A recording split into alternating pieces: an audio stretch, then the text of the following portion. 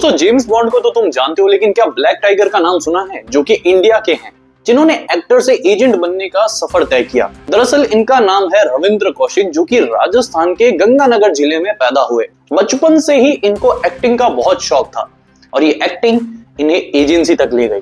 दरअसल एक दिन जब इनके कॉलेज फेस्ट में ये एक प्ले कर रहे थे देशभक्ति के ऊपर, तो वहां मौजूद थे रॉ के कुछ अधिकारी, जिनकी नजर इन पे पड़ी एंड उन्होंने दिया इन्हें एजेंट बनने का ऑफर। इसके बाद 1970s में रविंद्र कौशिक ने रॉ एजेंसी ज्वाइन की एंड करीब 5 साल तक इनकी ट्रेनिंग चली, अपनी पहचान छुपाने के लिए, पाकिस्तानी भाषा सीखने के लिए, उर्दू सीखने के लिए, इस्लामिक रीति रिवाजों को समझने के लिए। 1975 में रविंद्र कौशिक को फाइनली पाकिस्तान भेजा गया, वो भी एक बदले हुए नाम के साथ, नबी अहमद शाकिर।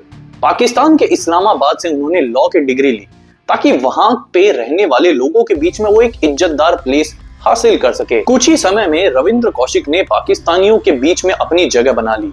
अपने कवर के लिए इन्होंने एक आमना नाम की लड़की से शादी की, जिससे उन्हें एक लड़का भी हुआ एंड कौशिक ने धीरे धीरे आर्मी में अपनी जगह बनानी चालू कर दी एंड मेजर के पद तक पहुंच गए। रविंद्र कौशिक ने बहुत ही बड़े बड़े ऑपरेशंस किए, जिसमें उन्होंने पाकिस्तान के मेजर मूवमेंट्स के बारे में खुलासा किया एंड भारत तक इंफॉर्मेशन पहुंचाई, जो कि भारत के बहुत काम आई। करीब 8 साल तक रविंद्र कौशिक ने पाकिस्तान में जासूसी की, इससे भारत को बहुत फायदा हुआ, लेकिन भारत सरकार की एक गलती के कारण वो पकड़े गए। 1983 में रॉ एजेंसी ने एक नया रिक्रूट भेजा, जिसकी ट्रेनिंग भी सही से पूरी नहीं की गई थी। वो बहुत ही इमेच्योर था। जैसे ही वो पाकिस्तान में एंटर हुआ, उसने रविंद्र कौशिक से कांटेक्ट करने की कोशिश की। अब सीधे पाकिस्तान आर्मी में मेजर पद पर पहुंच चुके एक पर्सन से इंडियन रिक्रूट का कांटेक्ट करना रविंद्र कौशिक के लिए खतरा बन चुका था। रिक्रूट ने रविंद्र कौशिक को एक जगह पर मिलने के लिए बुलाया, पर रविंद्र कौशिक को नहीं पता था कि ISI यानी कि पाकिस्तान की एजेंसी उन्हें ट्रैक कर रही है। जैसे ही रविंद्र कौशिक वहां मिलने पहुंचे, पाकिस्तान की एजेंसी ने उन पर धावा बोल दिया और उन्हें रंगे हाथों पकड़ लिया, वो भी सबूतों के साथ। अब सवाल ये उठता है कि भारतीय सरकार ने नया रिक्रूट भेजा ही क्यों?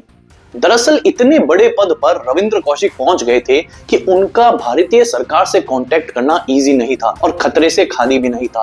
तो भारतीय रॉ एजेंसी ने सोचा कि हम एक नया जासूस भेजते हैं जिससे हम इजीली कांटेक्ट कर सके। पर ना तो ये रॉ एजेंसी के लिए फायदेमंद साबित हुआ, ना ही रविंद्र कौशिक के लिए। रही बात रविंद्र की पाकिस्तानी फैमिली की, तो उन्होंने रविंद्र का खुलासा होते ही उनसे दूरी बना ली एंड रविंद्र का भारत में रहने वाला परिवार भारतीय सरकार से मदद की गुहार मांगता रहा।